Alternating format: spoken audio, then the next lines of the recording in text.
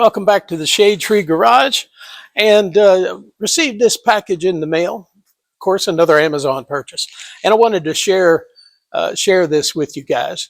Now, of course, I'm sure all of you who do body and paint recognize this as the a hammer and dolly set, and this is the usual 7-piece kit that you see all over Amazon and even eBay. This kit was I think 26 bucks. But they range in price from like 25 bucks up to I've seen them as high as 70, 80 bucks. Now, the difference besides price may be in the quality of the tools. Now I'll give you a quick look at what I mean. All right, now I will tell you this hammer is my favorite because whenever I've got this, I use this end to tap down high spots when you're block sanding and you've got a high spot next to a low spot. But let me show you something. This is the cheap body hammer made in Taiwan that I bought more than 30 years ago. Now compare it to this one. I don't know if you can really tell the difference between them. The new one is smaller, and if you feel it in your hand, this one is significantly heavier. Now, I don't know that the weight of the hammer makes a lot of difference, but when you're using it, I'm used to the heavier handle. But this one will be fine.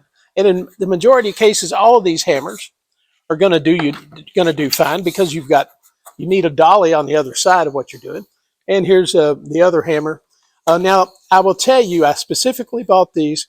One, of course, was for the price, but the other reason was they have good wooden handles. Now, I've seen body hammers that have metal handles. I think the kit that Harbor Freight sells, they have hollow metal handles.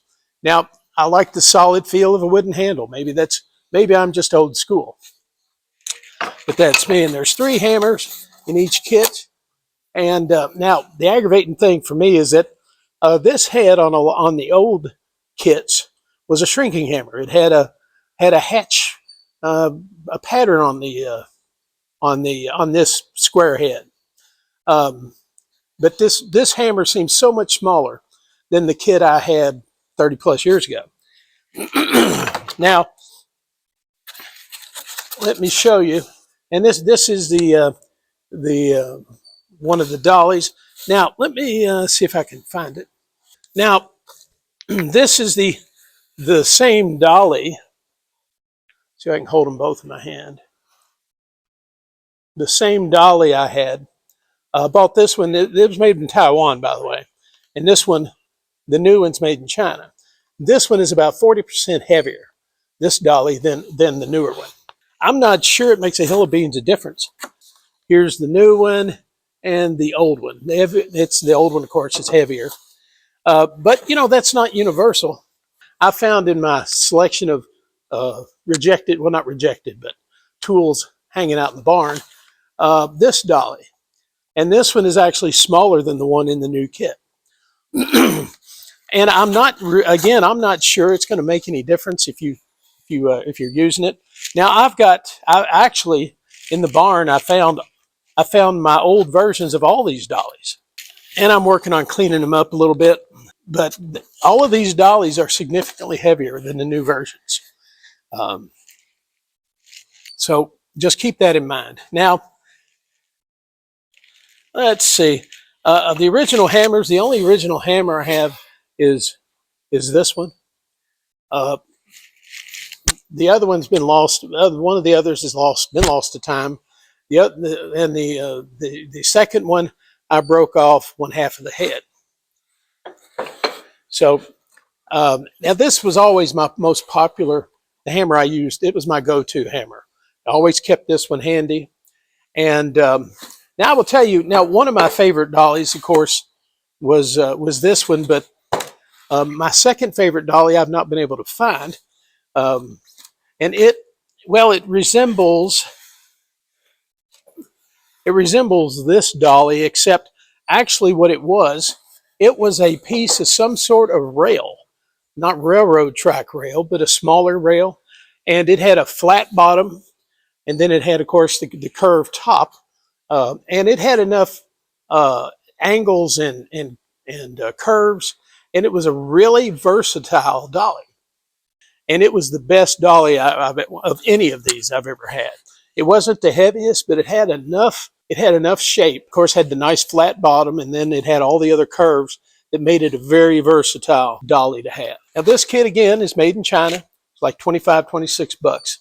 These hammers, though they're smaller and less massive than my 30 plus year old ones, and the dollies are smaller, I think they'll still do the work that you need it to do.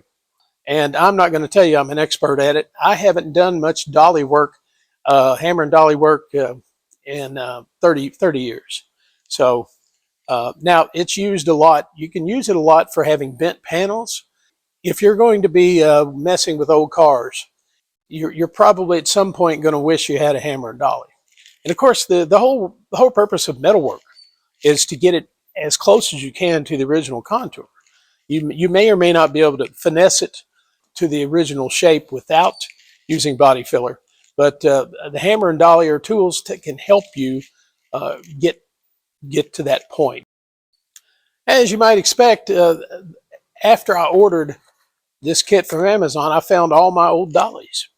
And so I've been slowly working to try to rehab them a little bit.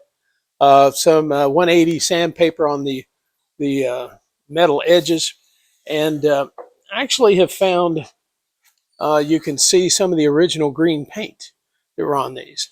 And there's a sticker on one of them. Oh, this one says it's made in Taiwan. So if you can find tools made in Taiwan, they may be may be a little heftier than the ones from China. And again, even the modern kit you buy is going to be able to do the job you need it in most cases. All right, guys, thanks for watching. Please give me a thumbs up if you like this video, or leave a comment below with your thoughts on a hammer and dolly in today's body shop. Is it still a useful tool? I think so. What do you think? All right, we'll see you next time here in the Shade Tree Garage.